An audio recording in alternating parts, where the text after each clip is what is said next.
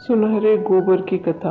एक बार की बात है, किसी शहर में एक बड़े से पेड़ पर एक पक्षी रहता था जिसका नाम था सिंदूक।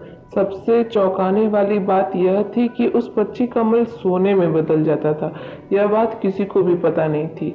एक बार उस पेड़ के नीचे से एक शिकारी गुजर रहा था। शिकारी उस पेड़ के नीचे आराम करने के लिए ठहरा। वो आराम कर ही रहा था कि इतने में सिंदूक पक्षी ने उसके सामने मल त्याग कर दिया। जैसे ही पक्षी का मल जमीन पर पड़ा, वो सोने में बदल गया। यह देखते ही शिकारी बहुत खुश हुआ और पक्षी को पकड़ने के लिए जाल बिछाया। सिंदूक जाल में फंस गया और शिकारी उसे अपने घर ले गया। पिंजरे में बंद सिंदूक को देखकर शिकारी को चिंता सताने लगी कि अगर राजा को इस बारे में पता चला तो वो न सिर्फ सिंदूक को दरबार में पेश करने को कहेंगे बल्कि मुझे भी सजा देंगे। यह सोचकर डर के मारे शिकारी ने खुद ही सिंदूक को राज दरबार में पेश कर राजा को सारी बात बताने की प्रण लिया।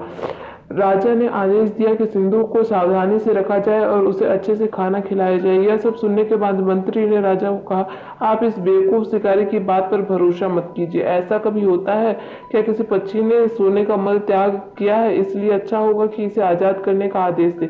मंत्री की बात सुनकर राजा ने चिड़िया को आजाद करने का आदेश दिया। सिंदूक उड़ते उड़ते राजा के दरबार पर सोच मल त्याग कर दिया। यह देखते ही राजा मंत्री को उसे पकड़ने का आदेश दिया, लेकिन तब तक वो पक्षी उड़ चुका था। उड़ते उड़ते सिंदूक कह गया, मैं बेवकूफ था जो शिकारी के सामने मल त्याग किया। शिकारी बेवकूफ था जो राजा ने मुझे पास लेकर के आया। राजा बेवकूफ था जो मंत्री की बात में आ गया। सभी बेवकूफ एक ही जगह है। The end. Thank you.